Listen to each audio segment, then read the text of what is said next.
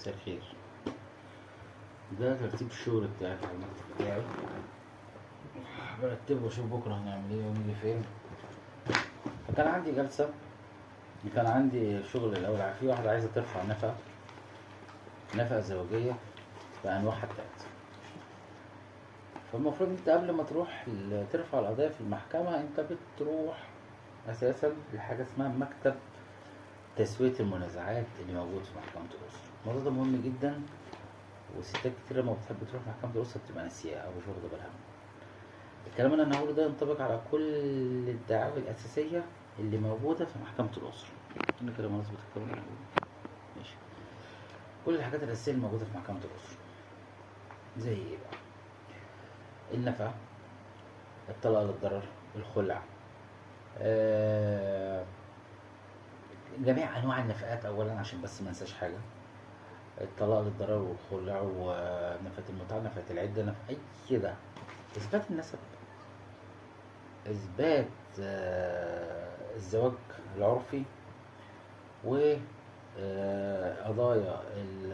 الخاصة بإثبات الأوراق والمستندات، والاعتراض على إنذار الطاعة. دي بتروح مكتب لازم برضو تعدي على مكتب التسوية وتاخد منه حاجة اسمها شهادة عدم اختصاص بالنسبة للقضايا اللي قلناها. نرجع بقى للقضايا العادية اللي احنا بنرفعها في محكمة الأسرة.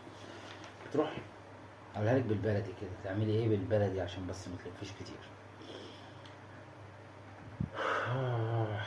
بص، هتروح محكمة الأسرة، نقابة المحامين أو مكنة التسوية الموجودة، تقول له لو سمحت اديني ملف تسوية، اسمه كده ملف تسوية، رقم 1. رقم 2، تمسك الملف بتلاقي فيه ورقة اسمها شهادة، تمام؟ ملناش دعوة بيها، بنسيبها في الملف فاضي. هتلاقي حاجة اسمها دعوى حضور، تمام؟ هنكتب فيها بس اسم جوزك ولا طليق ولا خصمك، هتكتبيه فوق بس، متكتبيش حاجة تاني. تلاقي حاجة اسمها محضر جلسة، ملناش دعوة بيه، بنسيبه فاضي، بتوع التسوية هم اللي بيملوه. هتلاقي بقى حاجة اسمها استمارة بيانات المنازعات الأسرية أهي. الاستمارة دي بقى حضرتك تعملي بيها ايه؟ بص بقى يا ستي، دي الاستمارة بعد ما قلنا خلاص الورق اللي هنسيبه فاضي. الورق اللي هنملاه في الاستمارة بتاع ملفات فترة منازعات التسوية، استمارة بيانات منازعات الأسرة. نوع النزاع هتكتبي نفقة، متعة، خلع، طلاق للضرر، نفقة مأكل ومشرب، أجر مسكن، أجر حاضنة، حسب نوع النزاع. أسباب النزاع هتكتبي عدم الإنفاق لو نفقات، أو في الطلاق والخلع عدم استمرار الحياة، استحالة العشرة. تكتبي مصطلح الغرض من تقديم طلب تسوية الوصول لحل، يعني رد بسيط جدا. المقترحات المقدمة طلب بخصوص التسوية هتكتبي الوصول لحل.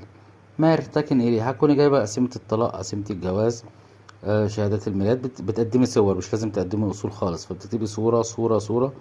بيانات المستندات المرفقة بالطلب نفس اللي كتبتيه هنا هتبقى هو اللي هتكتبيه هنا، وهتكتبي اسمك وهتمضي. هتقلبي بقى في ظهر الاستمارة دي، ودي أخطر حاجة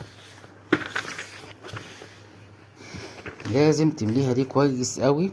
هتلاقي كده بيانات أطراف النزاع، الاسم بالكامل، اسمك واسم خصمك، طليقك أو جوزك، تاريخ ميلادكم، الوظيفة، المؤهل الدراسي، العنوان، الحالة الاجتماعية، تاريخ الجواز أو لو انت مطلقة تكتبي تاريخ الطلاق، عدد الأولاد الحاليين، لو في جواز سابق منك أو منه بتكتبيه برضو هنا اهو. لو انك بتكتبي هنا انت الطرف الأولاني وهو الطرف التاني. عدد الأولاد السابقين لو هو أو انت مخلفين اهو، عدد الأولاد السابقين لو انت مخلفة أو هو مخلف من حد تاني بتكتبيهم هنا. وسائل التواصل بتكتبي رقم تليفونك ورقم تليفونه وتمضي. كده قفلتي ملف التسوية. كده قفلت ملف التسوية، تمام. بتطلعي مكتب التسوية اللي انت تبع بطاقتك، انت تبع عنوانك، قاعدة في عين شمس، قاعدة في الجيزة، قاعدة في الطلبية، قاعدة في العمرانية، قاعدة في المنيا. شوفي عنوانك تبع ايه، وبتروحي في مكتب التسوية اللي انت تبعه، في محكمة الأسرة اللي انت تبعه، وبتروحي هناك تسلمي. بياخدوا منك وبيدوكي رقم، وبيقولك تعالي الجلسة كمان يوم كذا حسب مواعيد الزحمة عندهم، مواعيد جدولهم هم بيحددوا لك ميعاد جلسة.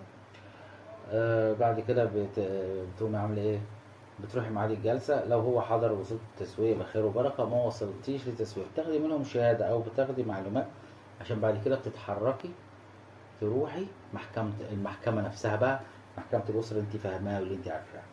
مشكلة الإجراء ده وخطورته إن لو ما عملتهوش ورحت رفعت قضية في المحكمة، أولا مش هيقبلوا منك الموظفين دلوقتي خلاص، لأن عارفين ناس على الله يعني ما بتقبلش، ولو اتقبل واتاخد منك بيبقى باطل، باطل الدعوة باطل، وترجع من أول وجديد. لازم لازم لازم تروحي ملف القانون ألزم بشكل وجوبي، لازم لجان لجان التسوية، ولازم تروح مكتب تسوية المنازعات للأسرة، ولازم تروحي ترفعي الدعوة الأول عنده وتستني خلال الفترة بتاعته، بعد كده تاخدي معلومات وتروحي ترفعي القضية. عملتيش كده قضية باطل، طب بلغت اللهم فاشهد.